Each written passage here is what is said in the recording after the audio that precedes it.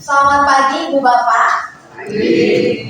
Seperti yang sudah saya sampaikan di awal bahwa nama saya adalah Pendeta Ana Nur Aini. Biasanya setiap kali datang ke gereja yang baru pertama kali saya layani, orang lalu bertanya-tanya tentang nama saya. Kenapa kok namanya Arab sekali gitu ya? Dan betul Ibu Bapak bahwa saya terlahir bukan dari keluarga saya terlahir di keluarga non Kristen gitu ya. Dan saya ingat pengalaman saya ketika baru saja pindah dan mengikuti kelas katekisasi. Saat itu saya menjadi suka sekali dengan daging babi.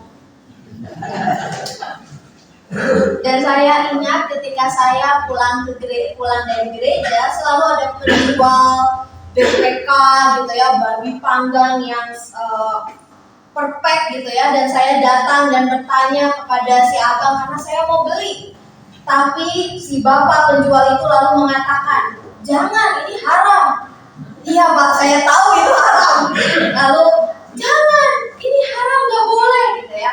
Mungkin tampilan saya, penampakan saya saat itu masih sangat non-Kristen, sehingga si bapak berusaha untuk memberitahu bahwa daging yang saya mau beli itu adalah daging yang haram, tidak boleh dimakan. Tentu si bapak tidak tahu latar belakang, cerita, pengalaman hidup, sehingga beliau hanya melihat apa yang tampil, apa yang dilihat. Dan bukankah Ibu Bapak dalam kehidupan ini kita pun seringkali demikian. Kita melihat apa yang tampil, apa yang ditampakkan, dan kadang-kadang kita nggak tahu betul-betul apa yang sebetulnya terjadi dalam hidup seseorang, apa yang ada di dalam hatinya, apa yang mau dilakukan dan dikerjakan. Dan kadang-kadang kita menjadi orang-orang yang sangat-sangat mudah melihat hanya dari pengetahuan yang sangat dalam. Ketika seseorang dilihat hanya dari pengetahuannya saja. Kalau udah hafal ayat, bagus, ini pendeta top banget. Kalau udah tahu ajaran, ini lebih the best lagi. Rasanya bukan hanya tahu, tapi dia mengetahui juga tentang ajaran. Dia tahu tentang nilai-nilai yang benar. Rasanya bicaranya sangat baik. Tahu mana yang seharusnya dilakukan dan dikerjakan. Tapi Ibu Bapak, ternyata tahu sama paham itu beda. Sekadar tahu belum tentu betul-betul paham.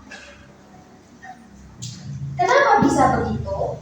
Karena pada hari itu yang tampak, yang mau kita renungkan bersama-sama, bahwa penampakan itu juga bicara tentang apa yang hanya kita ketahui, tetapi bukan pada apa yang kita pahami.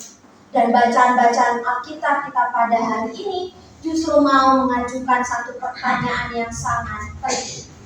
Apakah kita sungguh memahami identitas kita, atau kita hanya sekadar tahu bahwa kita adalah terang dan garam? Karena di dalam iman Kristen, tahu bisa berhenti di kepala. Dan mungkin bukan hanya di iman Kristen, tapi dalam kehidupan kita sehari-hari. Tapi paham yang menyentuh cara hidup kita. Ya bukan hanya menyentuh isi kepala, tapi yang menyentuh hati, kehidupan diri kita. Dan karena itu marilah Ibu Bapak kita membaca setiap bacaan yang tadi sudah dibacakan oleh lektor, oleh pendaras Mazmur, dan untuk benar-benar tahu sejauh mana pemahaman kita tentang identitas kita. Yesaya 58 yang tadi dibaca, dikatakan bahwa yang namanya sekadar tahu bisa jadi membuat kita orang-orang yang rajin ibadah, tidak pernah telat mengikuti aksi penyangkalan diri ketika memasuki masa prapaskah. Kita bisa jadi orang yang tahu cara berdoa, mampu berdoa dengan kata-kata yang indah, indah, menakjubkan, membuat orang terkagum-kagum oleh keindahan kata-kata yang kita sampaikan. Tetapi justru di Yesaya 58, justru di sana dikatakan bahwa Allah berbicara. Kamu tahu tentang berpuasa, tapi kamu tidak sungguh-sungguh mencari aku. Kamu melakukan apa yang kamu anggap benar, tapi kamu tidak melepaskan orang lain dari kelaliman, dari belenggu-belenggu yang engkau ciptakan. Orang bisa begitu alim, saleh, tapi nyatanya di dalam kehidupan sehari-hari ia justru menjadi batu sandungan. Dan karena itu ibu bapak, ketika kita bicara bukan yang tampak melainkan yang dampak, Yesaya 58 mau mengingatkan bahwa yang namanya ibadah bukan sekadar datang hari Minggu, duduk di tempat paling favorit, mendengarkan khotbah lalu pulang, lalu begitu mobil tergesek oleh mobil yang lain, lalu kita emosi. Ibadah yang sungguh-sungguh adalah ibadah yang mengubah cara hidup kita. Memahami adalah latihan. Kita pikir pemahaman hanya sekadar memahami teks, bukan. Memahami adalah cara hidup kita.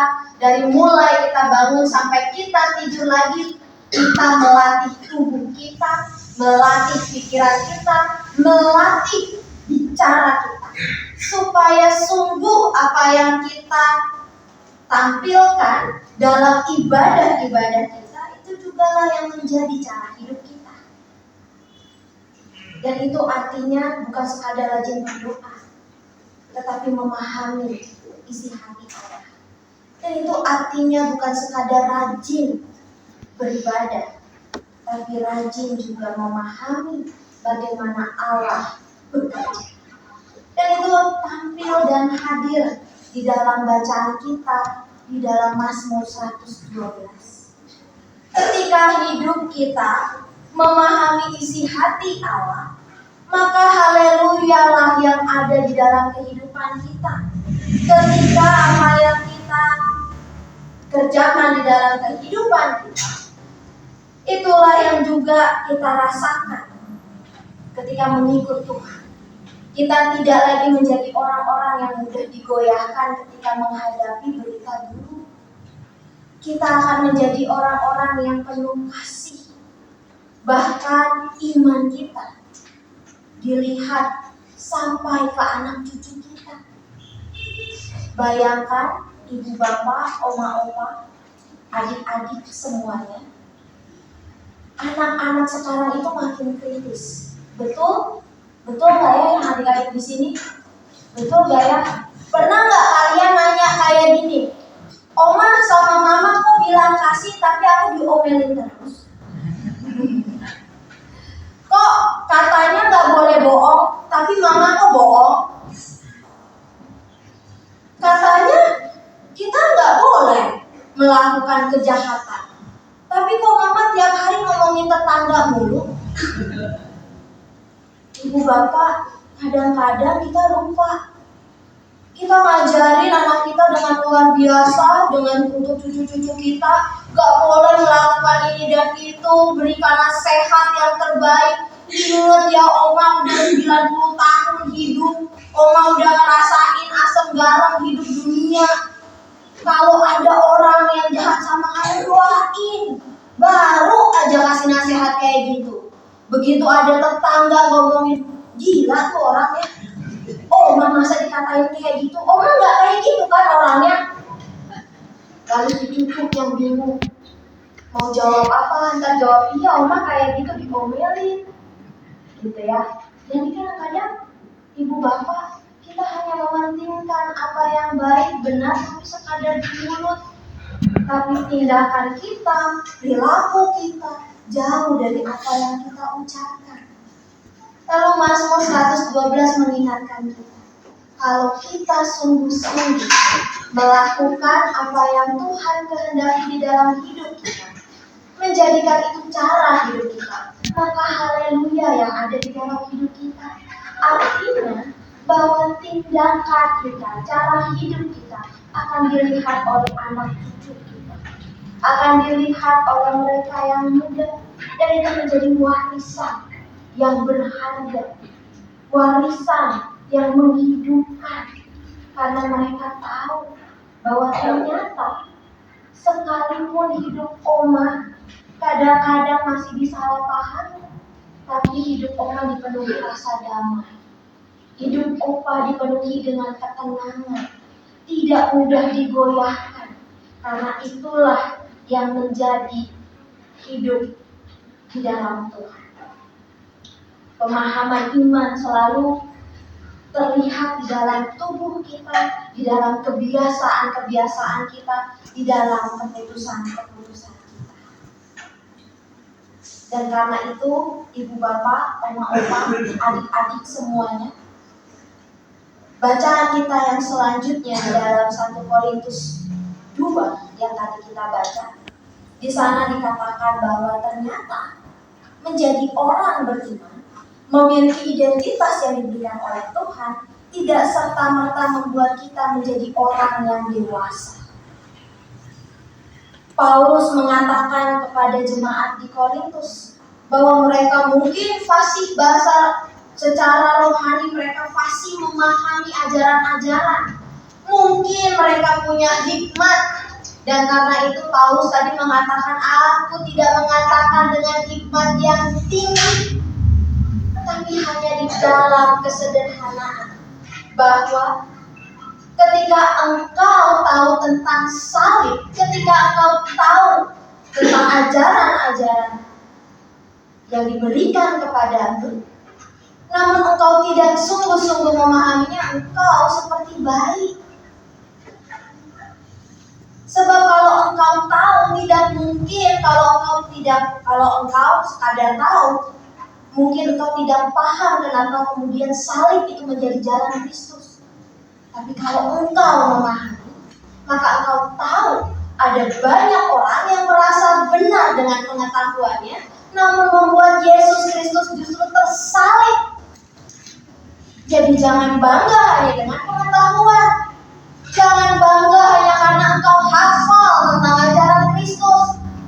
Jangan hanya engkau merasa sudah lengkap, sudah sempurna mengikut Yesus ketika engkau tidak paham. Justru orang-orang yang tahu, merasa dirinya sempurna adalah orang-orang yang menyalibkan Kristus.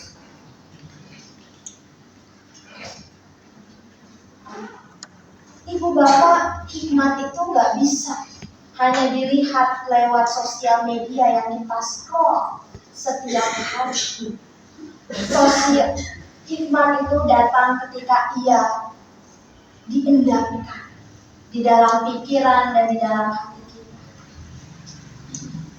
Hikmat itu datang ketika ia dilatih melalui pola hidup sehari-hari.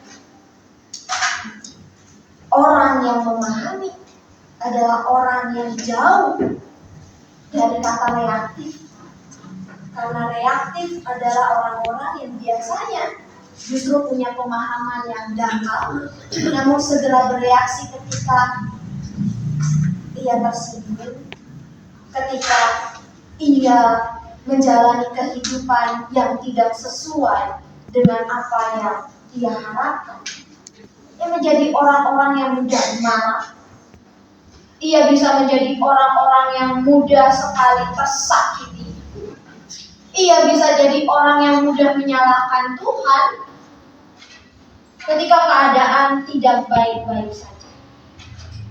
Dan karena itu Paulus mengingatkan, hikmat itu tidak bisa dipahami secara instan. Ia perlu dilatih, ia perlu dikelola, ia perlu diendapkan di dalam hati dan pikiran, dan tentu di dalam kehidupan kita hari lepas hari. Dan karena itu ibu bapak, apa sih identitas kita yang tadi sudah saya sebutkan di awal? Dalam bacaan Injil kita dikatakan bahwa kita adalah garam dan terang dunia. itu adalah identitas kita. Bukan kamu jadi garam, kamu jadi terang, tapi kamu adalah garam dan terang dunia. Ketika menjadi garam, Ibu Bapak, garam itu tidak perlu menonjolkan dirinya, betul? Coba di sini yang ibu-ibu, bapak-bapak suka masak. Kalau ada garam menggumpal di dalam sayur, itu enak apa enggak?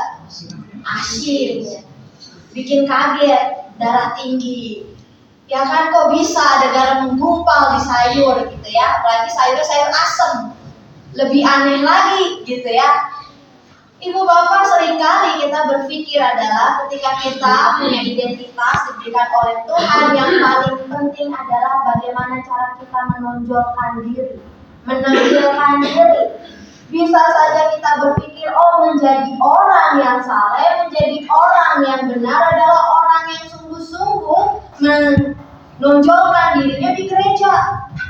Kalau bisa Senin sampai Minggu di gereja terus, ngalahin pendetanya. Kalau bisa, ya kalau dikit-dikit nyebutnya puji Tuhan, gitu ya. Dikit-dikit nyebutnya Tuhan Yesus. Bukan berarti itu salah. Tetapi yang dimaksud di dalam Injil Matius ini adalah ketika ngomongin tentang hidup berdampak, bukan sekadar yang ditampilkan. Sebab yang namanya garam tidak kelihatan, tapi memberi rasa. Kita nggak perlu jadi orang yang terus hadir 24 jam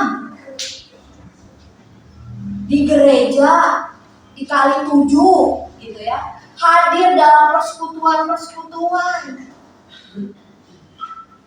hanya untuk menonjolkan diri. Tetapi bahwa yang dikatakan oleh Tuhan Yesus adalah garam itu tidak menjelaskan rasa, sebab dialah yang mengubah rasa. Betul? Kalau terang itu tidak perlu dijelaskan, sebab terang sendiri sudah menerangi kegelapan dan membuat orang lain melihat hidup dengan jelas. Dan itulah identitas kita, bukan menjelaskan siapa kita, bukan menjelaskan apa yang kita ikuti dan percayai, tapi menunjukkannya, tapi memberi rasa di dalam kehidupan kita. Seperti saya dengan Bapak penjual BPK, saya tidak perlu menjelaskan bahwa saya sudah pindah ke Kristen. Cukup kasih duit dan BPK pun di tangan gitu ya. Kadang-kadang kita tidak perlu menjelaskan ke banyak orang mengapa kita benar, mengapa kita melakukannya, dan lain sebagainya. Sebab identitas itu akan tampil dari dampak. Dan karena itu Yesus tidak meminta para muridnya untuk kemudian mengubah hidupnya tiba-tiba menjadi saleh. Tapi Tuhan mengajarkan kepada para muridnya untuk memahami identitas diri tanpa harus menonjolkan diri. Seperti orang-orang Farisi yang merasa dirinya benar, tampil di pinggir-pinggir jalan, menunjukkan kehidupan, tetapi nyatanya jauh dari Tuhan. Tetapi juga Ibu Bapak, bukan berarti kemudian ibadah berdoa menjadi tidak penting. Sebab dikatakan di dalam ayat 17, janganlah menyangka bahwa aku datang untuk meniadakan hukum Taurat atau kitab para nabi. Aku datang bukan untuk meniadakannya, melainkan untuk menggenapinya. Seringkali kita justru berpikir pada ekstrim yang lain. Kalau Tuhan cuma pengen lihat dampaknya, tahu dampak yang kita berikan, kalau gitu gak usah ibadah dong.